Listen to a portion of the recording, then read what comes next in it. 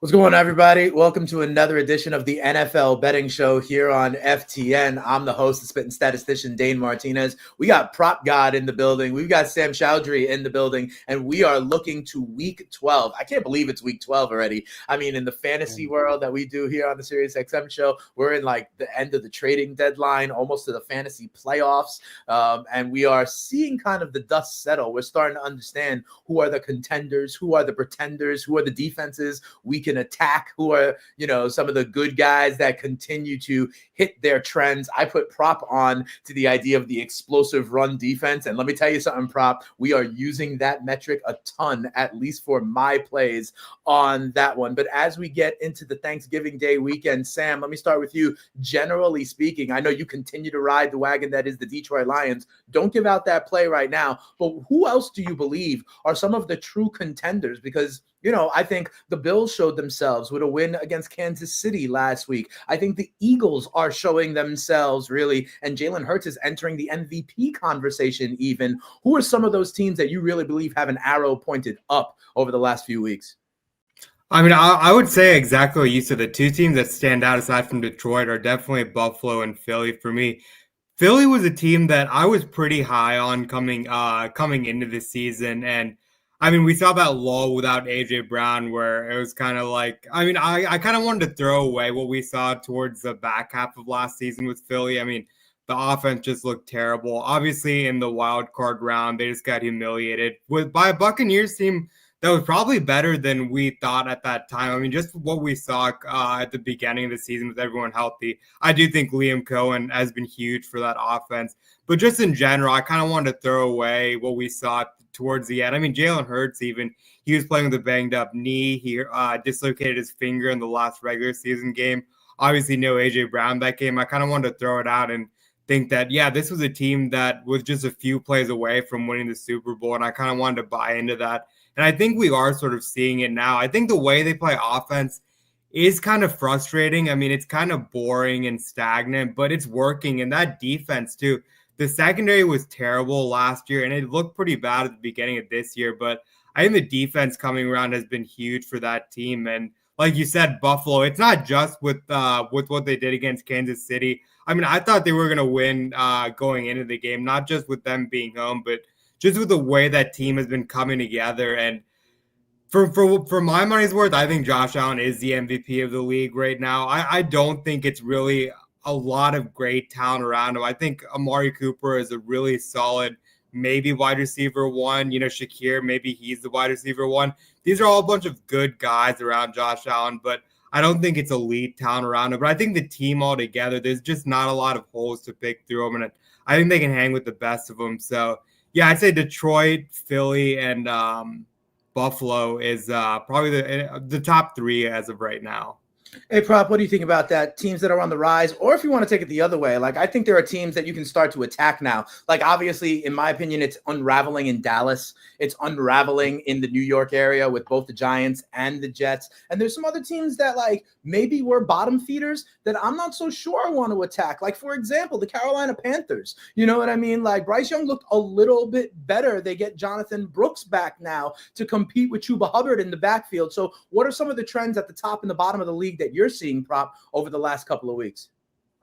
Well, for Carolina, I'll never stop targeting them with running backs. They've been the worst team in the league on the ground, so Bryce Young is not helping out there. So I'll continue to attack them. With Jacksonville, you can pretty much attack them any way you want to, whether it's in the secondary or on the ground. One thing I've been learning, or a new trend I've seen, is mobile quarterbacks against the Bengals. We saw that come to fruition Monday Night Football. No, was that Monday? Or was it Sunday night? It was Sunday Night Football. Yeah. Joe Burrow and Justin Herbert, I think both went over like 25 rushing yards. Same thing for the Chargers defense. And actually, I believe the Chargers may be giving up the most rushing yards per game to quarterback. So I could be misspeaking here. I'm checking the defense versus position tool right now to make sure. So the quarterbacks, yeah, Cincinnati. Yeah, So, Herbert even was like the leading rusher for the Chargers at one Yeah. point on Sunday Night Football, so it can happen. And literally, we're talking about it. Even Sosa World is saying the same thing. Chargers are terrible, even against mobile quarterbacks, but literally you saw Burrow doing it a little bit as well. M. Knight saying unraveling the perfect term out there, especially in New York. I mean, I'm here in the New York area. I mean, we got, talks now about that Woody Johnson maybe wanted to bench Aaron Rodgers. Joe Douglas has been fired. In the Giants side, they benched Danny Dimes. That was because of an injury guarantee of his contract, if you want to know the truth. And then Drew Lock, who's supposed to be QB2, they skip over him. Why? Because there were incentives in his contract as well, if you want to know the truth. So they're going to go to Tommy DeVito, Tommy Cutlets.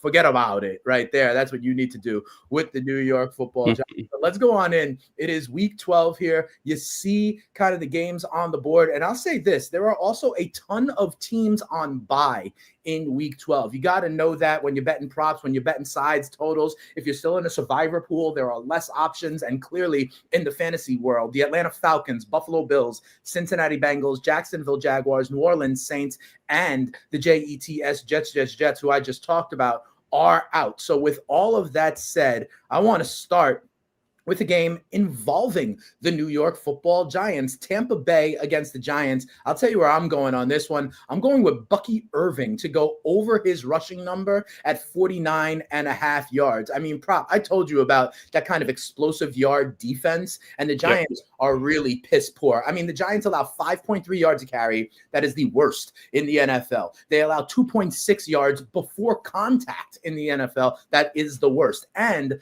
a 16% rate against them of explosive carries. Those are carries that go for more than 10 yards. That also is the worst rate in the NFL. Then I look at Bucky Irving, and I know there's Rachaad White there, but Bucky is the more explosive back. Bucky averages over 5 yards a carry. He is tied for sixth best among running backs. He avoids 30% of the tackles. So he is shifty. He is getting the yards per carry. It is against this Giant defense that is blunt guts trash.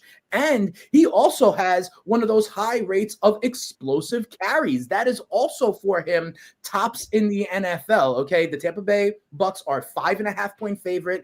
I expect them to put up points. We may even get Mike Evans back. I think that is them scoring. I think Bucky Irving can get a ton of carries in the second half. And listen, Bucky has gone for 45 or more yards. I know this number is at 49, but just for reference, he's gone to 45 or more. 6 of his last 8 games, the only 2 teams he didn't do it against were Kansas City and Baltimore. Those are 2 of the top run defenses in the NFL. The New York Football Giants are not that. You put it all together, I think Bucky will get some explosive runs against this Giants defense. And with the game script, I think he's going to get enough to get to 50 yards in this one. You can get it over at Caesars, it says, for minus 118. Prop, I want to go for you. What do you think about that? I know I put you on to the kind of defensive explosive rate. And then tell me, you are on another member of this Tampa Bay Bucks offense, a guy who is coming back, a Hall of Famer, in my opinion, that is coming back. What do you say here, Prop?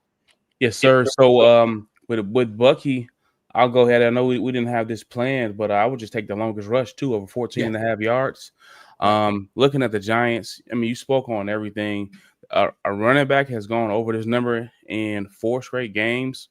Najee Harris and Jaylen Warren both had 15-plus yard runs in the same game against them. And it's a team I believe that is just about to quit on the front office. We've seen a lot of disgruntled players coming out speaking about Daniel Jones and the way things are being handled, especially with it being monetary reasons why he and Drew Lock are now skipped over.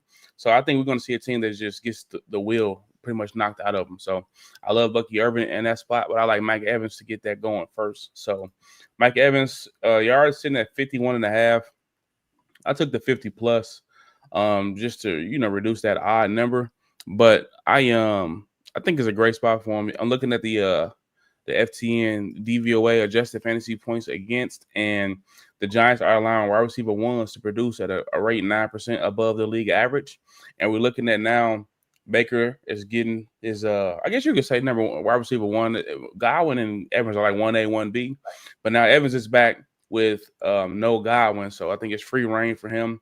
And he's chasing that, he's at the 1,000-yard record going, and he needs, a good amount of yards per game to the rest of the season to get there. So I think that starts with this week. I like that angle. You're right. Mike Evans has a streak of getting that 1,000 yards every season, right, in his career. And that's part of why I talked about him as a Hall of Famer. It's death taxes and Mike Evans to have a 1,000-yard receiving season. So I like that. The fact that he missed some time, now he needs to really pop off in order for that to happen. I like that. Sosa World is out there saying he needs 665 and what is another, 5-6 games. So he needs to do that. Sosa was also talking about how Drew Lock sounded sad when he got passed over to be the quarterback after Danny Dimes. Bro was near tears. He absolutely was. Well, listen, I'm going to go over to Sam. Sam, and anybody who has been watching the FTN NFL betting show here, they know that you have been all over the Detroit Lions, and it's hard, right? They were 2 touchdown favorites. They're big-time favorites again against Indianapolis. We're all on this game in one way, shape, or form. I'm going to start with you, Sam. You are going back to the well with an intriguing bet. I will say this. They finally caught up and making you pay a little bit more juice. I think this same bet was almost even money last week, but tell us how you were finding a way to profit still on the Detroit Lions.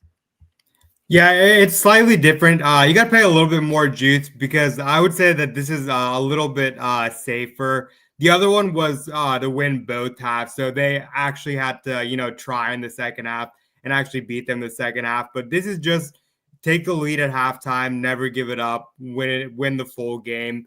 And I would say minus 150 is probably the cutoff for me. But listen, I mean, I've given out a Detroit play probably every week at this point, and we have not lost a single play on Detroit. So I'm going to find different ways to bet on this team. And I mean, you look at it, I think it's really just a simple math equation. I know I was talking to you in Slack about it earlier, but you look at the game, they're 7.5 favorites on the road where they are perfect. They haven't lost a road game yet.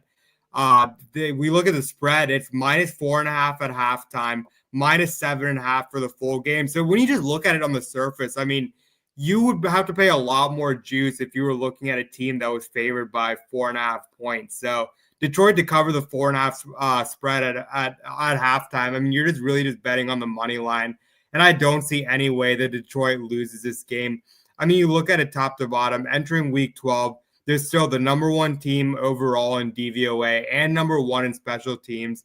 They're number 2 on both offense and defense. So there's just really no weaknesses for this team. You look at them just offensively on the season, they're the only team averaging over 30 points per game, sitting at 32.5, and they lead the league in point differential at plus 15.9. So really just top to bottom, they're great on offense, great on defense. We do see that their defense, I mean, if you look at some of the fantasy DVP stuff, you'll see that, wide receivers get a lot of catches and yards against them, but that's because we can't just completely extrapolate the garbage time stuff. That's why we look at DVOA, where it just completely gets rid of the garbage time stuff, and you just look at it in a competitive game script when the team is trying to win. Again, number 2 on offense, number 2 in defense, number 1 overall as a team. And we saw the Colts. I mean, the offense, yeah, it did look better with Anthony Richardson. But, I mean, I still can't confidently say that Anthony Richardson is the better answer going. I mean,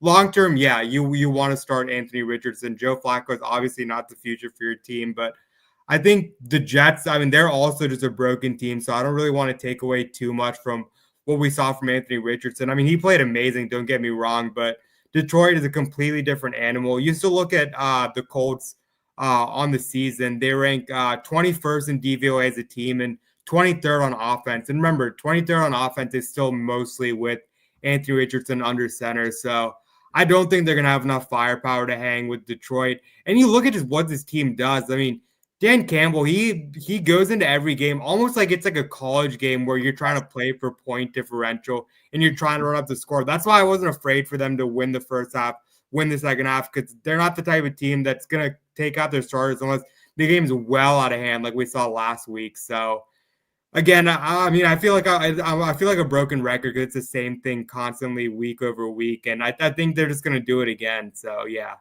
All right, there you go. You get that at minus 150 over at PointsBet, which is sort of the limit there in the amount of juice that Sam will play. But he's been riding this, and it has not been bad for him. So we encourage you to do that one. Before we go to props, next one in this exact game, we've got Wavy Vision saying, "Prop, what's good, bro? Be great out Yo, there like you continue to do so. Also telling everybody, pull up, like, subscribe, hit that button. It truly helps. All right. It definitely does help. We've also got our guy MLB Dream in the building right now saying that we are in fact crushing it. Sam talked about like the game script, and I gotta think, Prop, that with your pick in this game, you are expecting Detroit to be up big as well, and that could be a little bit of a kind of prevent defense, a little bit of a game script which keeps Indianapolis throwing in the second half, and you're identifying kind of that main target on the Colts side in the passing game.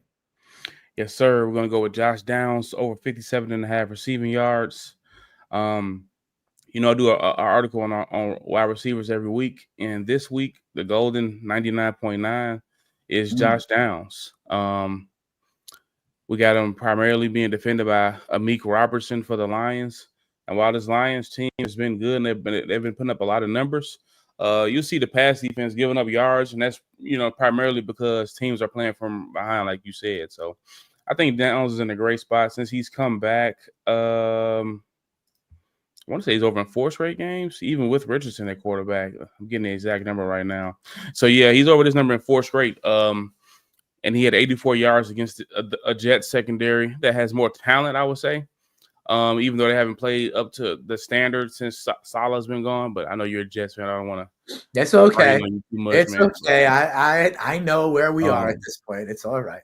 Yeah. And, looking at Detroit, they're giving up the second most receiving yards per game, and that's because teams are playing from behind. So while I do think Richardson will probably turn the ball over a couple of times, I think Downs will be in a great spot, and I just can't fade the 99.9 trend from our FTN wide receiver cornerback and matchup tool.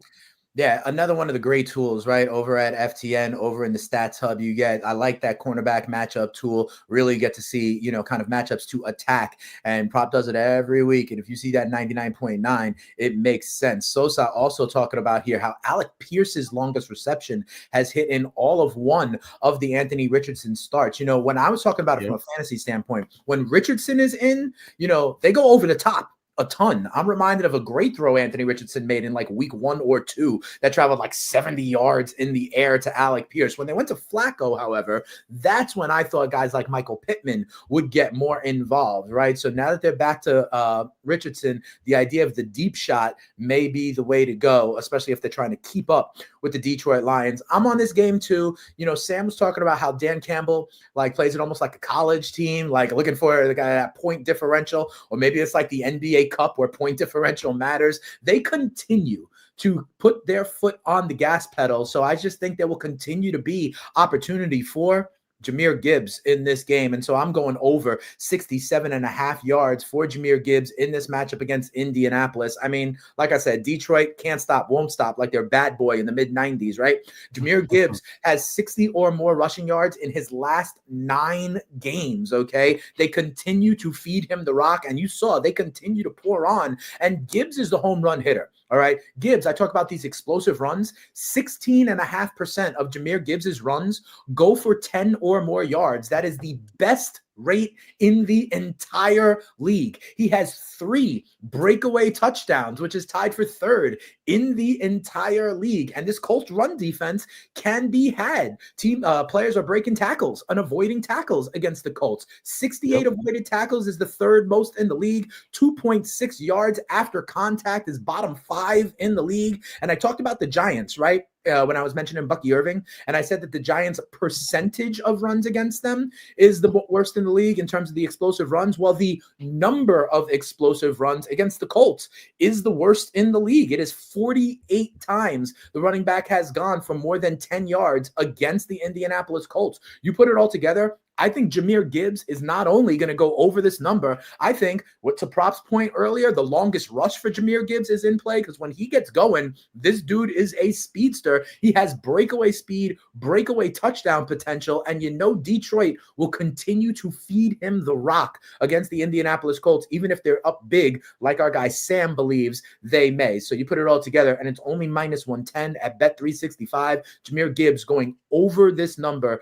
of 67.5. as the Detroit Lions continue to show that they are probably the best team in the league. Our guy Aaron Schatz over with the DVOA metric has them not only as the number 1 team in the league, but really at one point this year had them as one of the best teams that they've ever seen in Yeah, that metric, right? So that's absolutely crazy. I know maybe there is a little bit of a return to earth. I still actually believe it's live because the Eagles are only 1 game back of them. And that actually helps Detroit, in my opinion, because they will still have more to play for. Maybe they'll have the division wrapped up by earlier mid-December, but they will still be heads up against the Eagles, not able to kind of slip up to have to get that bye in the NFC. So I actually think that helps us continue to bet on the Detroit Lions as we go deeper into the season. Let's go back to you, Sam. You're looking at a Patriots receiver, I do believe, who's getting into the act. And listen, Drake May under quarterback has really risen all boats for Pat's kind of pass catchers. And you're on one in particular here against the Dolphins.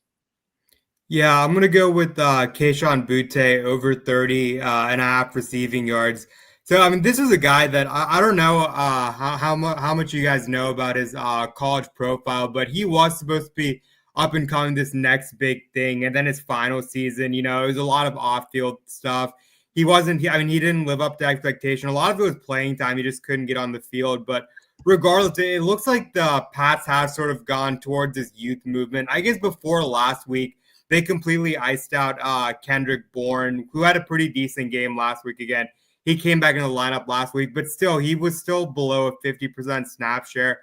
Among all the Patriots wide receiver, we've seen Demario Douglas have a big game, but Kayshon Boutte, he hasn't had that huge ceiling game, but he's been consistently over this number. He has at least 33 receiving yards in 6 out of the last 7 games, averaging 4.4 targets for 38.6 yards. And that sort of coincided with him sort of becoming a starter and one of the main guys in this wide receiver core. In his last 4 games, he's seen a lot more consistent volume. He's at exactly 6 targets, which is kind of funny, each of his last 4 games.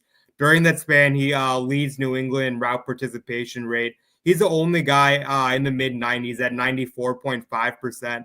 And he has a 38.1% air yard share, which is easily first on the team. So, again, we haven't seen these huge ceiling gains from him, but he's consistently in the mid-30s to 40s number. And, I mean, they just keep hanging up this line. This was another line that I took last week, and I'm just going to go back to it. It's just more of just an underlying usage thing. Again, all these wide receivers, Drake May isn't sort of locking onto a guy, but like I said, exactly 6 targets in 4 straight games, and he's the guy that's on the field the most, so he is the one that I feel best about, even though Kendrick Bourne was the one that had a bigger game last week. And then you look at this matchup, there's 7.5 favorites on the road, so you do expect a lot of passing volume. And Miami's defense on the surface seems decent against the pass, but again, you look at DVOA, they're 22nd in DVOA against wide receiver 1, so if they are getting beaten somewhere, it is against wide receiver 1s. And like I said, over the last 4 weeks, exactly 6 targets. His 14.6% target share is only behind Hunter Henry. So by all the numbers, I would categorize him as a wide receiver 1, and it is a pretty decent matchup for him. All right, fair enough. So we're going with Boutte over the 30.5. Yeah, I mean, there is Pop Douglas. There is now Bourne. There is Hunter Henry. But I actually think New England's going to have to throw in order to keep up from Miami. You mentioned the game script as well as they're around touchdown dogs against the Dolphins. Let's go to you, Prop. I mean, we talked at the beginning of the show about teams that are unraveling, and Dallas has to be one of them. And listen, I don't know, here with FTN, remember, I'm on that Sirius XM show 1 to 3 p.m. every day here with my man Mike Randall, sometimes with Jake Seeley, Sirius XM channel 87 on the fantasy show. Going into Monday night, I gave out Joe Mixon first touchdown at about 4-1. I gave out Joe Mixon 2 touchdowns at about 4-1. And that just speaks, Prop, to the idea of how teams can run against this Dallas Cowboys defense in a divisional matchup. You got the Washington Commanders up next, and you think that Washington will be able to continue to run against the sieve that is the Dallas Cowboys. Yes, indeed. We're going back to Brian Robinson Jr. over 69.5 rushing yards, minus 120 on Bet365. Looking at the Cowboys defense, like you said, just weak on the ground. They've given up the 9th most explosive runs this season seventh most with 41, but they have the 9th highest explosive run rate allowed at 12.9%. Of course, B-Rob is not like the most explosive guy, but he's a bruising back. And I think he'll be, closer to a full workload. He got a lot of work against the Eagles, and he handled business. But I think it's an even better matchup against Dallas. I feel like the Philadelphia team is a tougher matchup for him. With Dallas, like you said, things are coming off the bone. The wheel is rolling, and the team is not on the bus. I'm not mad at like a first touchdown sitting at plus 500 on FanDuel to get some value, because they took away the value on his anytime touchdown. It's minus 155, but the rushing yards should be a piece of cake for him. And I think what we're looking for Daniels to get back to closer to full health, because the RPO action could come into play, and then that'll make it even better for him. But divisional game, they're in Washington. I like B-Rob a lot. Yeah, no, that makes sense. And you can get that at minus 120 over at Bet365. If this was going to be a closer game, in my opinion, then I'd be a little bit worried about Austin Eckler kind of in the receiving game, things of that nature. But I agree with you. I think Washington should have this in tow. I think the game script should be good for them, and B-Rob being that hammer that you're talking about, right? Like whether he'll get the explosive runs or not, I think the volume will be there for B-Rob. Our guy MLB Dream thinks that is absolute cake for us to go ahead and still attack the Dallas Cowboys. So I'm with that. And listen, Prop, I love that you are now talking about that explosive run, percentage against them and the numbers against them. One of the great tools over that you can get, one of the great filters you have, one of the great stats that we have over on the FTN Stats Hub, and I look to it for my next play also. I only found it over on Sleeper because some of the props haven't dropped in this game yet. The reason is something I think favors my guy. I'm going with Tony Pollard, over 50 rushing yards against the Houston Texans. Now, the reason that some of these props haven't dropped yet is because Tyjae Spears, the other back, he's got a concussion. He's in the concussion protocol. So right now, if you can get this number, I think you get it, because I only think this number for Pollard is going to go up when ultimately Tyjae Spears is either ruled out or not really a part of the action in this game for the Titans against the Houston Texans. And let me tell you something else. I go right back to that same metric, Prop. The Houston Texans allow 15.7% of the runs against them to go for more than 10 yards. Only the Giants, who I talked about earlier in the show, are at a worse rate. So that means, just quite frankly, Pollard is going to rip one. Pollard is going to have a big game. And here's the other part that I love even more when it comes to the Houston Texans. The Houston Texans are allowing the worst completion percentage against them in the entire NFL. Okay, so what you put that together, you can't really throw on them, but you can run on them. And that to me is music to the ears of people who want to back Tony Pollard, because hopefully we know these stats. Hopefully the Tennessee Titans do too. So what does that mean? Forget about Will Levis. If they're going to try and do this, they're going to try and do this with Tony Pollard. They're going to try and keep the Houston Texans offense off the field. They're going to run the ball. All right. And like I said, Tyjae Spears, I think it's concussed. I don't think he's going to be on it. And I know that the head coach Callahan said he wanted to lighten the load for Pollard because he was getting so much work in the middle of the season. But that's when Spears was coming back. Now you have no other recourse. And Pollard has been good. He's gone over this number in 5 of his last 7 games. And again, the 2 times he didn't were against the Los Angeles Chargers and against the Minnesota Vikings. Those are 2 of the better, kind of more stout run defenses in the NFL. So I think Pollard is going to be the way the Titans try to kind of stay in tow with the Houston Texans. This number is available over on Sleeper. It's going to have props drop a little bit later on in the week, but I believe that it's only going to go up once, in fact, Spears is ruled out. So I like Tony Pollard. And again, you can get that at minus 110 over on the Sleeper app. But week 12 starts today in an interesting matchup between the Cleveland Browns and the Pittsburgh Steelers, who are, quite frankly, one of those other teams that have been rolling recently, right? As soon as Russell Wilson has gotten under center, he's been finding George Pickens. Najee Harris has been running the ball well, and they have a game against the Cleveland Browns. But Sam, maybe this is a game script play. Maybe this is you expecting Jameis Winston to keep on YOLO throwing it left and right. And it was Jerry Jeudy who kind of popped off last week. You're going back to the well with Jerry Jeudy in this one. Yeah, I mean, this was a line that I took at minus 155, which was the best number that I got. I mean, it was up to minus 170, minus 180 on the different books that you look to. And I mean, going down to minus 110 just because of the matchup. I know there's going to be some weather, so that could be an issue. But that's why I'm looking more at receptions over yards. But I mean, I feel like I don't want to sound like I'm chasing, because again, this is a play that I was on last week, and just with less juice, I mean, I got to go back to the well. Overall, with Winston under center, he has at least 5 catches in all 3 games. He's averaging 10 targets per game, 6.5 grabs for 107.5 yards. And again, the reason that I wanted to attack Jeudy over, say, Tillman or Elijah Moore is because when you look at the underlying numbers, I mean, since Amari Cooper has been traded, it really has been Jerry Jeudy that, by the underlying numbers, is the wide receiver one.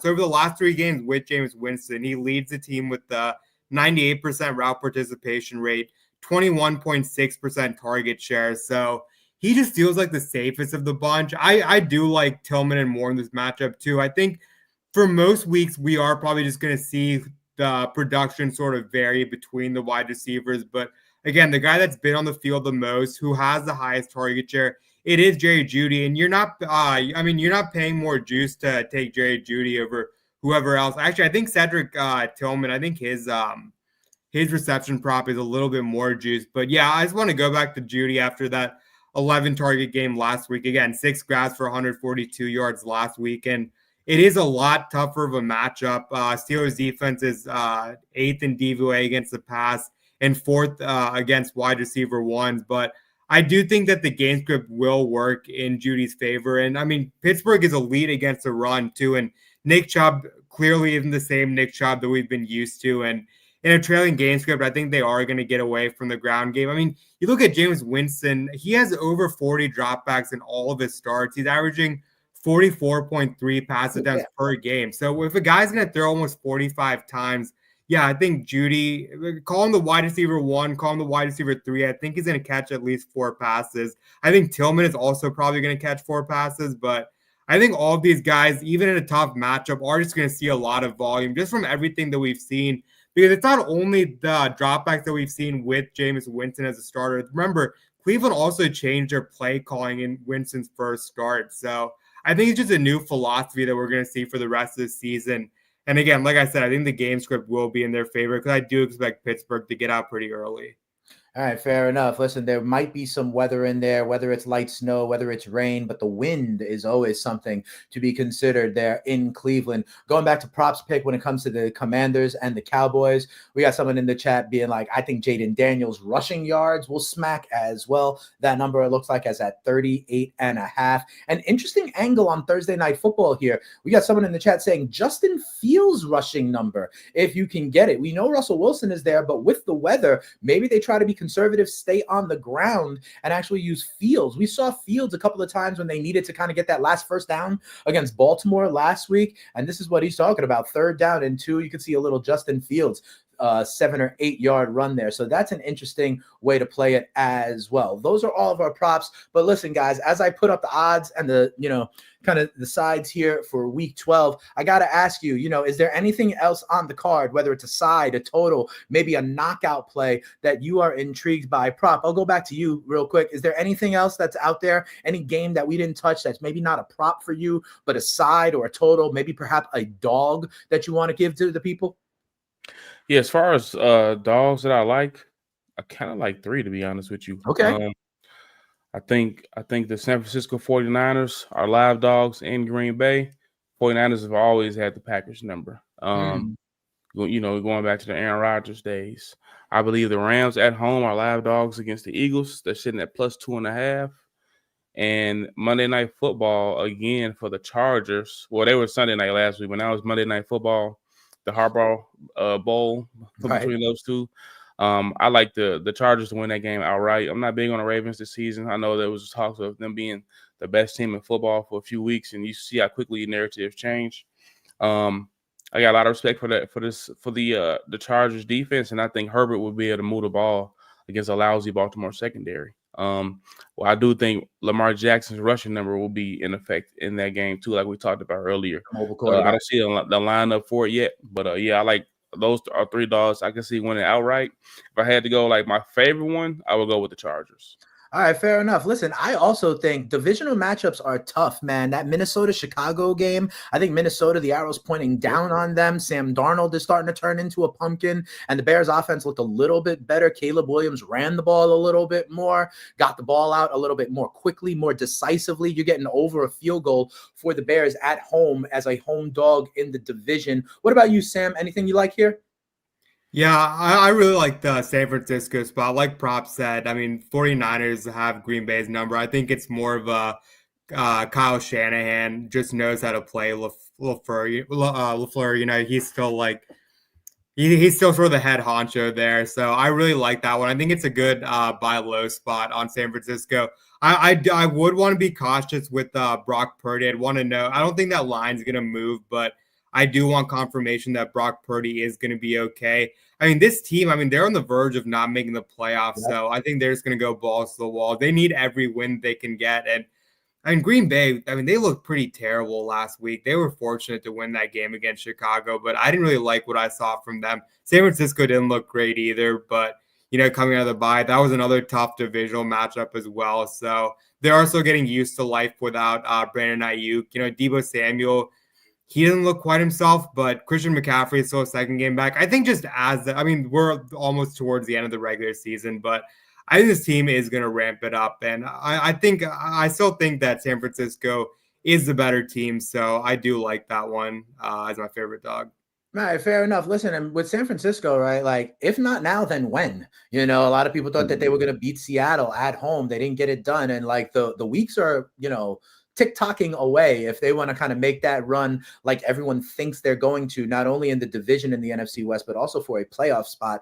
I got to remind people, go on over to the prop shop. It is a great tool to get the best value on your props, to get the best of the number for whatever you are betting. And also, these guys will be back, but next week, we usually do this on Thursday morning. We're going to do this next week on Wednesday afternoon, and we are going to focus on the Thanksgiving Day slate. We've got 3 games on Thanksgiving.